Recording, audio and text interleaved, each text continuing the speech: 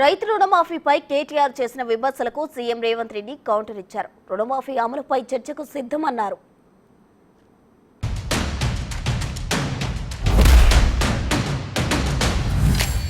ఇక అన్నింటికన్నా హైలైట్ ఏంటంటే 49,000 కోట్లకెళ్ళి మొత్తానికి 17,700 కోట్లకు కోసుకుంటా తీసుకొచ్చారు.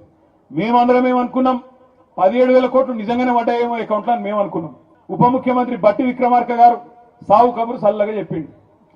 ఇగో మేము మీకు ఇప్పటివరకు 7,500 కోట్లే పడ్డాయి రైతుల ఖాతాలల్లా, మిగతాయి కూడా ఇయ్యాలే, జర మనం సర్దుబాటు చేసుకుందాం అని మాట్లాడుతున్నాడు ఉప ముఖ్యమంత్రి బట్టి విక్రమార్క. ఎక్కడ 7,500 కోట్లు అంటే ఎంత? 7వ వంతు కూడా కాలే.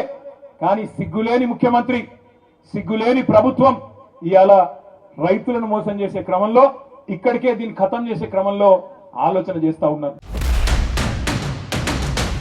2 లక్షల అప్పున్న ప్రతి రైతుకు మాఫీ చేసిన నేను. దాని సంపూర్ణంగా బట్టి విక్రమార్క గారు సహకరించిన అన్ని దిక్కులో ఉన్న రూపాయి బిగబట్టి 18,000 కోట్ల రూపాయలు వాళ్ళ ఖాతాలు వేసినాం. 2 లక్షల పైన ఉన్న వాళ్ళకి ఆ పైన మీరు కట్టే మిగతా ఇస్తామని చెప్పినాం. రైతు రుణమాఫీ జరగలేదని ఇలా దిక్కుమాల నోటి దీక్ష పెట్టిండు. ఇక ఏమనాలి చెప్పు. 10 ఏళ్ళల్లో మీరు 1,00,000 రూపాయలు రుణమాఫీ చేస్తామని ఎప్పుడు చేయలే.